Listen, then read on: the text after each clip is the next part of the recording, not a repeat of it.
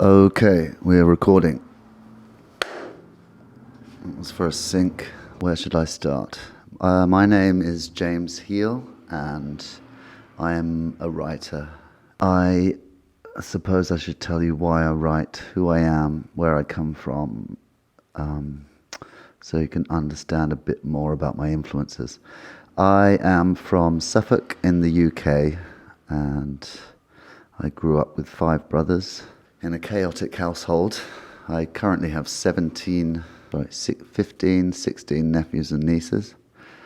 I'm the youngest, and I watched the world as I grew up, always wanting to be ahead of myself, which is the absolute opposite of how I am now.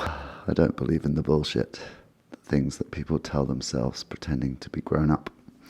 I think they just ignore themselves and their desires and pretend.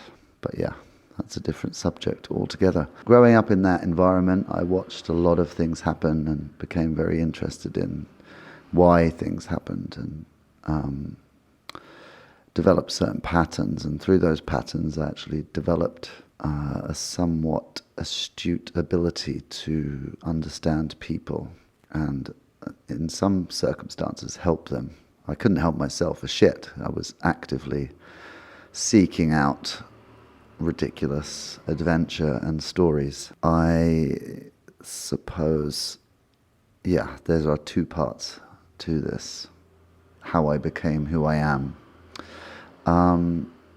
First of all, it would be that particular upbringing and the kind of freedoms to be and do what I want, an irrational self-confidence of really not giving a fuck and constantly thinking that everything was going to work out however I wanted it, no matter what, which, as I realized that wasn't entirely true, I began rationalizing that all of those terrible things and all of the suffering was part of tempering the strength of my inner writer, I suppose, of that person who has so many experiences to draw on.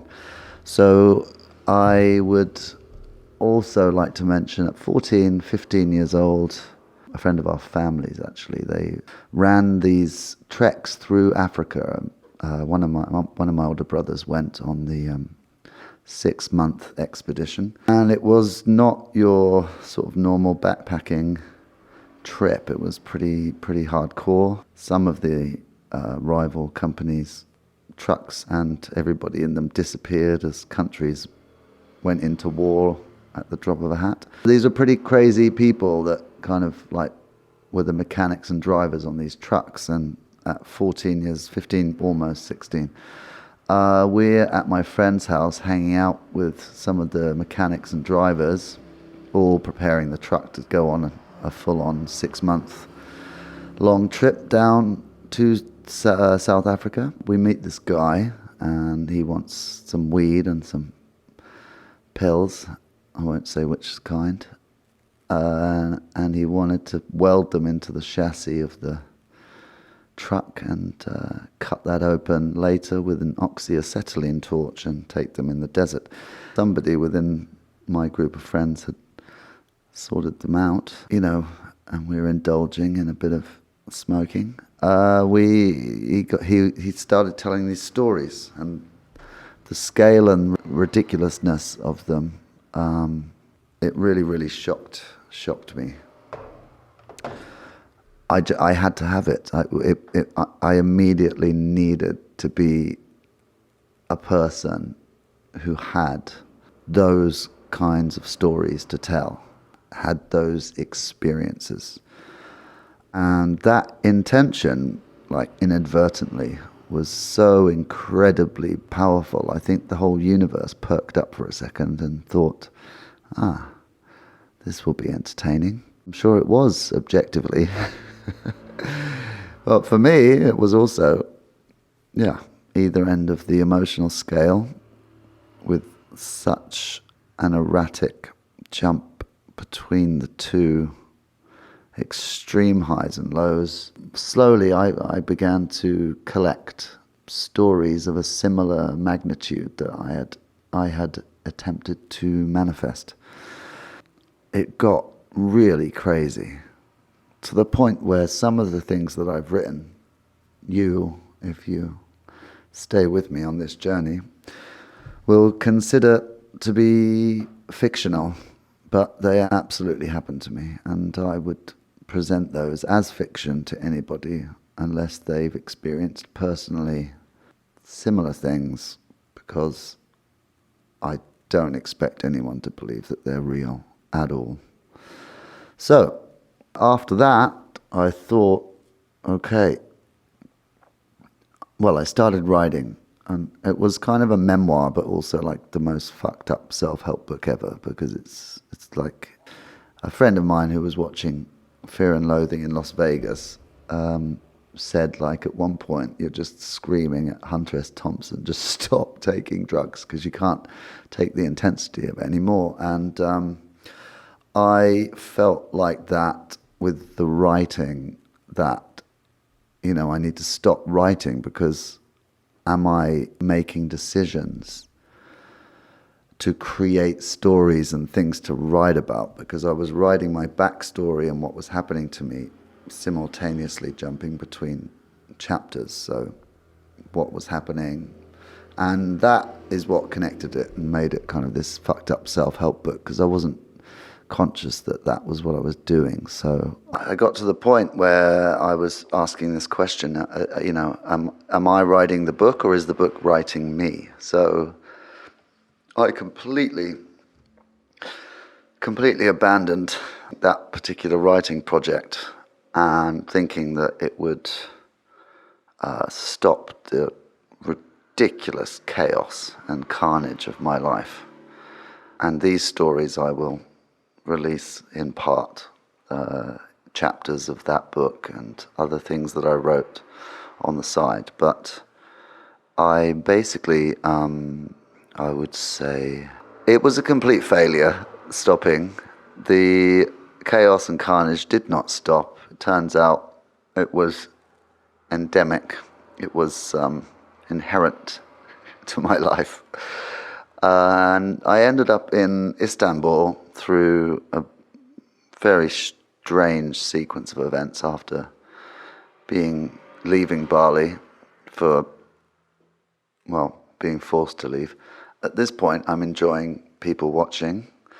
I didn't have a phone. I had a Kindle, the HT one that had some apps on it, but I could choose whether or not people could connect with me depending on whether I had my Wi-Fi switched on or not, or connected. And I was in a place called Güney, which means south, I think, in Turkish. And it's a restaurant next to the tower. It's the Galata Tower. That's what it is. It's the Galata Tower.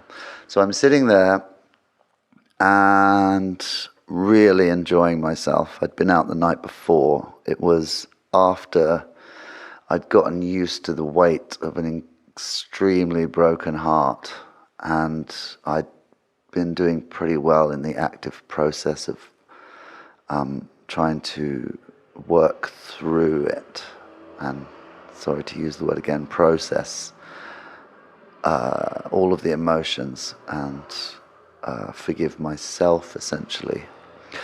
And I was starting to feel very good about the world again. The energy of that city was absolutely electric, and people would say I missed it by 3 years, but I stumbled into a little corner of history, very localized corner, and met and indulged in some incredible happenings with some very talented and beautifully interesting people. As that was beginning, I decided to start writing again, and maybe I should read that to punctuate the middle of my writing career. Maybe 4 or 5 minutes. Maybe my voice through this microphone can be somehow mellifluous and relaxing. I can hear a little bit of bass in it now. It's quite nice. That was the beginning of everything that I'm doing now, and I found my way back to Bali. I began to write a novella because I'd gone from writing a book about my experiences to writing what's going to be the biggest project I ever embark on, to thinking, right, let me scale this back and I'll write a novella. And part one of that will be available to download in the link below the description. Anybody can read that, and if you like it, you can follow and stay engaged and find out when the rest of it will be available. There will be a Patreon that's coming. I'm opening up a photography and video studio at the moment and distracted by that. I was entirely reticent to begin this process. Exposing yourself, or a contrived affectation of yourself, to the world, which we do constantly, is much, much easier and habitual, and we're used to it, than actually putting something that you really care about for absolute scrutiny when it is exposing the weakest part of yourself. I have children, and if somebody criticizes my children, it feels very similar if they would criticize how I'm writing, except I would be able to easily defend how great my children are, but I would feel weaker in the defense of my book. So that's the reason why it's taken me 9 months. I started writing this novella last December, and I wanted to refine it to a certain degree, and also I've been completely procrastinating, which any of you people that are writers or creatives will know all about when you have your personal passion projects and then you have client-driven monetized projects where you get paid. And you can always just cut it off well before perfection is achieved because it's acceptable. And that's what I decided to do. I mean, to not make it perfect and get it out there.